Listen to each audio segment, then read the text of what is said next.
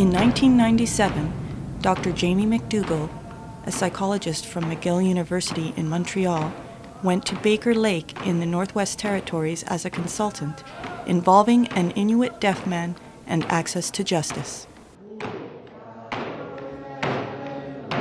The issue involved was the fact that the accused Inuit deaf man did not know or understand American Sign Language, a sign language that is normally used in the southern part of Canada. As a result, the court could not find a reliable way to communicate with the deaf man in context of the legal process. After many hours of consultation with the deaf man and numerous members of the Baker Lake community, Dr. McDougall established that the deaf man in fact did have a systematic form of sign language to communicate. In order to further study the nature of this newly discovered sign language, which Dr. McDougall termed Inuit Sign Language, Justice Canada supported a research study in 4 communities in the Northwest Territories. Deaf people were identified in Iqaluit, Rankin Inlet, Baker Lake, and Pangnirtung. It was established that deaf people who never went to the residential schools in the South to learn American Sign Language had developed their own Indigenous form of sign language, now called Inuit Sign Language. Some dialectical differences between communities were identified. However, the language was mutually intelligible between communities.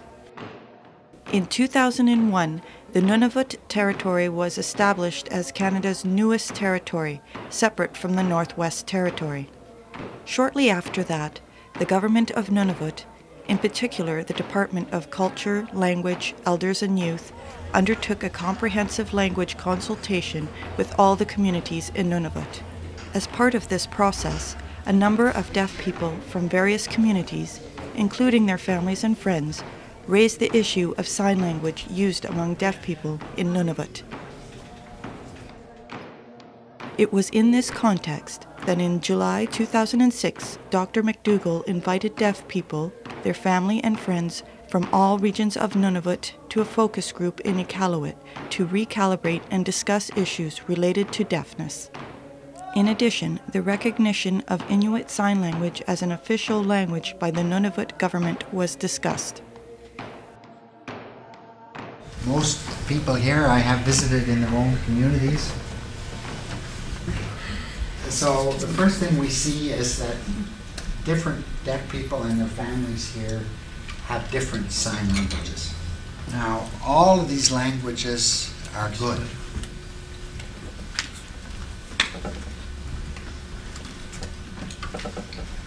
And we're here to learn each other's language, and we want to hear everybody's story.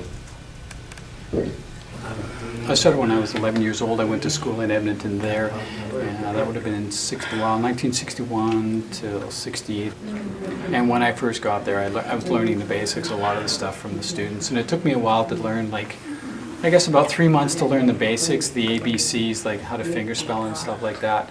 But after about 3 months, I really started picking up the language very, very quickly. So that was great for me. Actually, it was interesting because when I came back to my home community, my parents obviously were speaking Inuktitut, and I didn't understand them, and even just trying to figure out some of their lip reading was very difficult. So as a result of that, we actually, right at that time, started creating home signs or signs that were based on Inuktitut. My suggestion, what I see is that you have at least 2 sign languages here. One is ASL because so many people went south, and then people from the south came up here and taught ASL. So that language has to be protected. That's your sign language, right? So if you go to the hospital or school, you need to have an interpreter there trained in your language. Whatever language you're speaking, if it's ASL, that's it, right? So over there, they mainly have a different language, which I started calling Inuit Sign Language. To me, those are the people that did not go down south. It's the same as hearing people maybe who never went south to residential school, never learned English, they only speak Inuktitut, right? Same thing. And so we need to protect those people too, I think. They need to have the same service. So my suggestion, but it's up to you people to decide, is if they get a language act that we make sure everything is protected. So all deaf people, no matter which language they're using, everybody is good. So This historic meeting of deaf people and their families and friends was very successful. It resulted in a number of concrete recommendations for future development of sign language as well as other general matters related to the welfare of deaf people in Nunavut. One of the main recommendations was the need to document the Inuit Sign Language and the American Sign Language and their use in the Nunavut territory. In addition, there was a pressing need to begin the documentation of the oral history of deafness in Nunavut. Canada Goose. As a result of these recommendations, Dr. McDougall, with the support of the Nunavut government and the Department of Culture, Language, Elders and Youth, led a number of studies directed to the documentation of Inuit Sign Language and the oral history of deafness in Nunavut. In 2008, the Inuit Language Protection Act and the Official Languages Act were passed in Nunavut and by the Canadian federal government. Inuit languages are now considered official languages, and in a parallel process, the government recognized Inuit Sign Language as a language of education and a language that was normally used in Nunavut.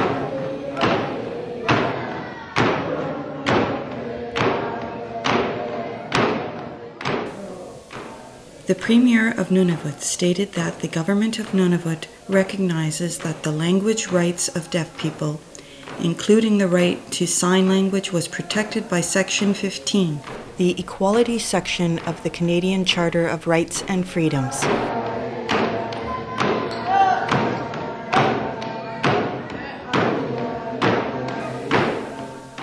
In order to affirm the recognition of Inuit Sign Language by the government of Nunavut, the proceedings of the Legislative Assembly were interpreted for the first time in both ISL, Inuit Sign Language, and ASL, American Sign Language. Many deaf Inuit with their family and friends were in attendance in the gallery of the legislature to applaud this historic event. Meanwhile, in the time period of 2007 to the present, the Inuit Sign Language documentation project continued under the leadership of Dr. McDougall. This project involved many deaf people and their families from a variety of communities in Nunavut. Booklets, flashcards, posters, CDs, and DVDs were developed in both ISL and ASL and distributed throughout Nunavut to a variety of institutions, including elementary and secondary schools. Of particular interest was the innovation of video conferencing facilities, already available throughout Nunavut in the education and justice systems, and its use as an effective way of sign language communication. Demonstrations based at the Iqaluit Hospital and the Iqaluit Courthouse established that effective sign language communication could be held between Iqaluit and Baker Lake and Iqaluit and Rankin Inlet.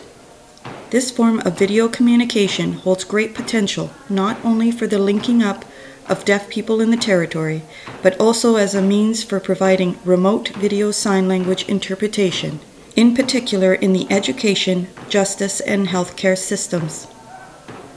It is important to note that education, justice, and healthcare systems all have legal requirements for the provision of sign language interpretation, where necessary, for both deaf children and adults. For example, the Eldridge Supreme Court decision, taken in 1997, mandates sign language interpretation for deaf people as a free service under the Canadian Health Act for all deaf people who require it. Similarly, the Charter of Rights and Freedoms mandates sign language interpretation where required throughout the legal process. The challenge of the future is to capitalize on the documentation and other related work that has been accomplished to further improve the general welfare of deaf people in Canada's newest territory. Dr. McDougall has observed that the Inuit Sign Language has a long and fascinating history which can reveal much about language itself. As well, the history of the integration and acceptance of deaf people in the traditional Inuit society has much to teach us about the full inclusion of deaf people in all aspects of community life.